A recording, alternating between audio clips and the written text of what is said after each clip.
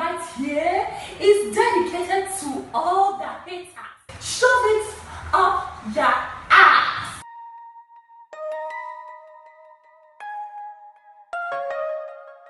Hello, it's your girl again, Korra Obidi.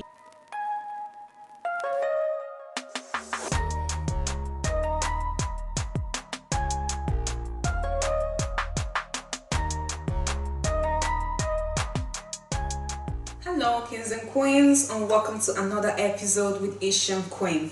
So today we are still on the topic of bad girls, and we are using as our poster girl Korra Obidi. Yes, you all know Korra because she's a famous dancer, singer and entertainer on Instagram, and her videos are always like wow. Korra is another bad girl who used to receive a lot of backlash back in the day, because of her videos. She used to wear this, really skimpy clothes, bathing suit, short, and she was just, wind her waist, twist her body, bounce her boobs. She's absolutely fun. She is so hilarious, and she is friends with Jamina. So two peas in a pod. So why did I choose Korra today? Korra actually comes from a royal family in Delta State. Yes, she is a princess. And not only she is actually married to a white American, Justin Dean. Now, what happens where you are like Korra, you are a bad girl, the society doesn't fully, accept you, understand you, but you want to find your own identity outside this bubble that you have been forced into. How do you go about it?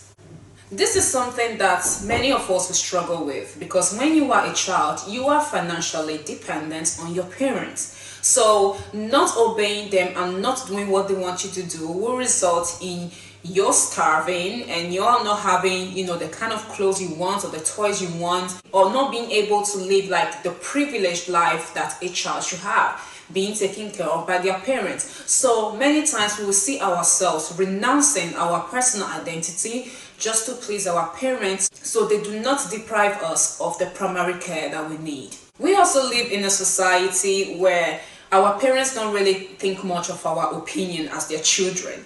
Unfortunately, this is what it is. In the social hierarchy, parents rank a lot higher than children. Like, parents are almost deities when it comes to their children. So a lot of times they dismiss our opinions, they dismiss our uneasiness, and they dismiss our discomfort. We cannot actually sit down and discuss with our parents about how we feel and about our personal challenges. I know things are changing, and I know that even throughout the years back in the days, there were parents that were exceptions. But this is the general way of living. You have these parents that dictate and the children that obey. And a lot of times when it happens that the children and the parents do not fully agree, there's a sort of conflict in the family because both parties are not willing to reach a compromise. And of course, when you decide to act as a rebel because your parents do not fully support your choice, chances are that the family will face a disruption and there will be a break in the family ties. We want to avoid this. I fully support the right of the individual to be whom or whatever the individual wants to be. But at the same time, I recommend, dealing with these things with diplomacy. And this is a lot coming from me because I am not a diplomatic person at all. I am kind of extreme when I want to do something. If I want to do something and you are not on board, I'm simply going to cut you out of my life and then carry on doing what I want to do. This is not a very practical decision, especially since you are not like me. Like, I can live the rest of my life without having like many people involved, but there are people who actually need people in their life because, they like having this family warmth around them. They like feeling the safety of their family. So if you are that kind of person and at the same time you wish to have your independence, I would say trying to dialogue with your parents is a good idea, and trying to reach a compromise is also a good idea. This might mean like, putting a distance between the two of you, like, you only get to see each other when it is strictly necessary, but cutting ties permanently will do you harm if you're the kind of person who is very family oriented. Financial independence is important. I know, like, for our parents, no matter how much money you have, you will always remain their children. But when you have your own money, you also have the autonomy to make certain decisions about your life.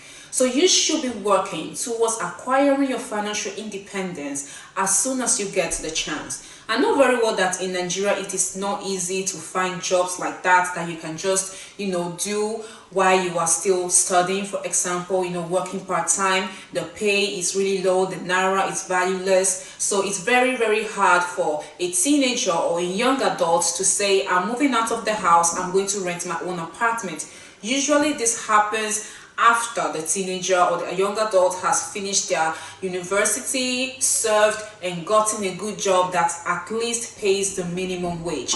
But however, many jobs make up an ocean, so you shouldn't just stop at the first sign of an obstacle. Even though you can only save like 1,000 naira a month, you should try and do that. By the end of the year, you have 12,000 naira, in 2 years, 24,000 naira, and so on. And maybe with your first job, with all the money that you saved, throughout the years, you can manage to rent yourself a nice place. It might not mean that you will go and live alone. You might decide to move in with a friend.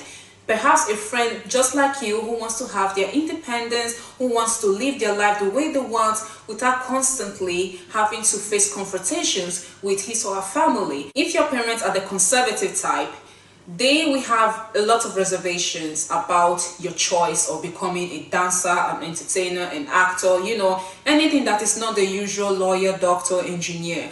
But it is your duty to be responsible about what you do. What does it mean to be responsible?